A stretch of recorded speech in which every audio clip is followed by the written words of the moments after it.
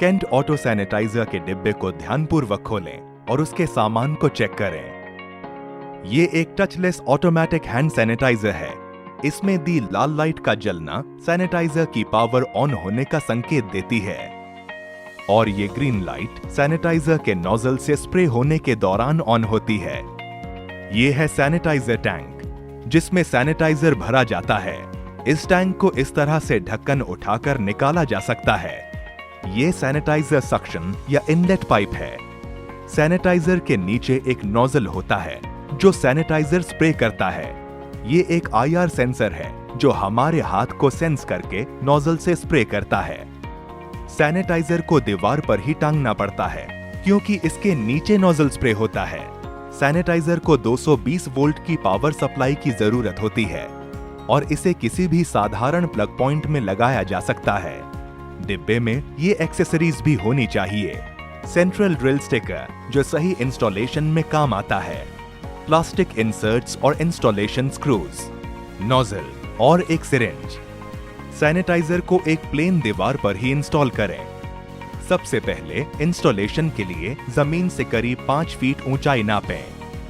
Central drill sticker को horizontally यानी लेटा हुआ लगाएं और दोनों छेदों के निशान की ऊंचाई चेक करें।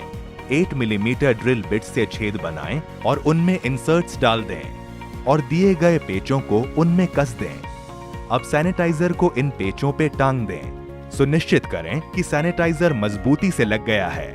इसके बाद इसमें स्प्रे नोजल फिट करें। ये नोजल दिए गए छेद में सिर्फ पुश करने से फिट हो जाएगी।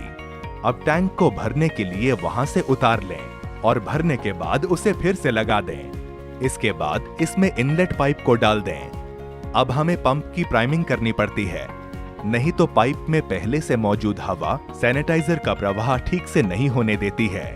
इसके लिए इनलेट पाइप को निकालिए। सिरिंज को सैनिटाइजर लिक्विड से भरें और वो इनलेट पाइप में जितना जा सकता है उसे पुश करें। सैनिटाइजर डालने के साथ साथ अपना हाथ नोजल के नीचे रखें ताकि पंप काम करना शुरू कर सके। इस प्रक्रिया को तब तक करें जब तक नोजल ठीक तरह से स्प्रे करना शुरू न कर दे। इसके बाद इनलेट पाइप को टैंक में वापस डाल दें। आइए देखें कि स्प्रे होने के टाइम को कैसे एडजस्ट करें। फ्रंट कवर के पेंच खोलें और कवर को हटा दें। यहाँ एक टाइम कंट्रोलर दिया गया है। इस सैनिटाइजर की डिफॉल्ट सेटिंग 3 सेकंड पर की गई है। कंट्रोलर को खोलकर दिए गए इन छोटे बटनों से टाइम को एडजस्ट किया जा सकता है। स्प्रे के टाइम को 0.5 सेकंड से 4 सेकंड्स के बीच में एडजस्ट किया जा सकता है, जिसका पूरा विवरण सर्विस मैनुअल में दिया गया है। आप नोजल के सेंसिंग की दूरी को भी दिए गए पोटेंशियोमीटर से एडजस्ट कर सकते हैं। सेंसिंग की दूरी को बढ़ाने के लिए पोटेंशियोमीटर को घड़ी की विपरीत दिशा में घुमाएं और कम करने के लिए घड़ी की दिशा में।